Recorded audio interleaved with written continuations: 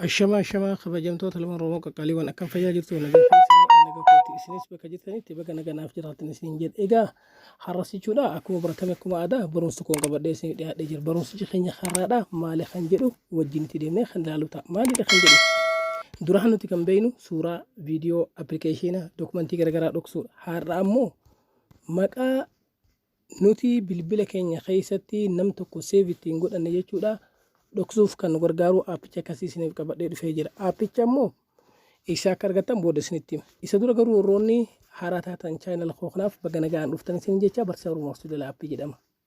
Chaayinaalli koo, feesbuukni koos, telegiraamni koos akkasuma jedha. Kanaafuu koota maatii keenya ta'a sabiskiraayib godha. Akkasuma immoo warroonni sabiskiraayib gootanii maatii taatanii jirtan viidiyocha godhaawwatan laayik gochuu hin irraanfatinaa.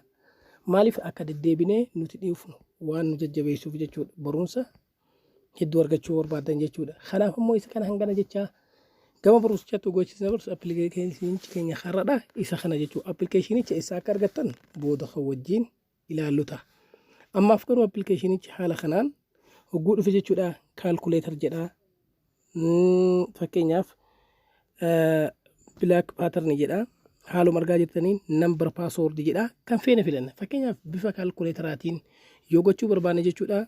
Eessa ta'e jennaan kaalkuleetar kan jedhu barruu isa jalqaba irra jiru kana filanna jechuudha. Fakkeenyaaf hogguu keessi seenne akka kaalkuleetaraatti akka nu fayyaduuf kaalkuleetar kan jedhu kana hin tuqna. Achi booda ammoo okay jennaan jechuudha. Erga okay jenneen himee fakkeenyaaf 55 dabaluu 5 walqixa okay dhaani 55 dabaluu 5 walqixa si'a lama irra deebi'ee godha jechuudha. Haala kanaan hogguu nuti yonnaa jenne si'a lama irra deebinee jechuudha. Isuma kana walqixa jedha si'a lama irra deebinee goona. Achi booda ammoo kan inni nu gaafatu iimeela nu gaafata. Hogguu inni iimeela nu gaafate nuti maal goona jennaan al takka jechuudha.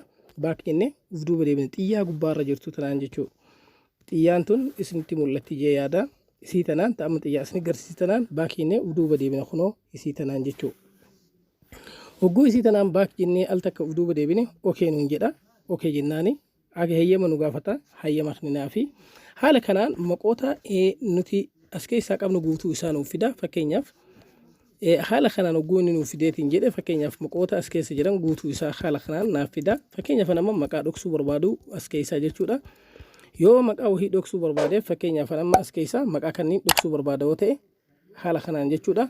Ni filadha maqaa kana fakkeenyaaf torba ida'uu jahaa kan jedhu kana haa filadhu. Torba ida'uu jahaa kana haa filadhu jechuudha. Haala kanaan torba ida'uu jahaa kana fakkii ijaa kana hin tuqaa bakka afoo wajji jirtu kana okee godha. Hogguu okee godhe hin bada jechuudha. Mee fakkeenyaaf maqaa kiyya keessa seenee halaaluu bakka maqoota qabu jechuudha. Keessa seenee olaale silaa jalqaba irratti dhufa lakkoofsi kun amma hin jiru jechuudha. Kunoo akkuma argitan as keessa badee jira jechuudha. Yeroo biraa yoo keessa seenee akkamitti arganne jennaan isa kana gattuudha. Hogguu keessa gattuudha.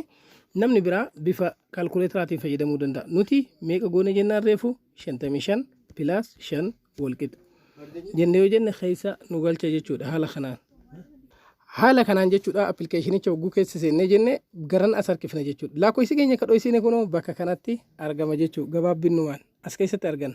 Ka dhoksuu feene asitti argana connect bakka jedhu. Amma ka dhoksine ammoo hiding connecting kan jedhu kana keessatti argana jechuudha. Waaw ajaa'iba. Akkasitti tolu abdiin qaba. Kanaaf hanga barumsa birootiin walitti deebinutti turtii gaarii suusin jenne appilikeeshinichi Play Store keessa jirsin jedhee ture. Kanaaf kunooti Play Store keessa maqaa isaa kanaan hide connect jechuudha. Hii connect jedha inni. Kanaafuu hide your connect kan jedhu kana ni buufanna jechuudha. Hangana jecha hanga barumsa birootiin walitti deebinutti turtii gaarii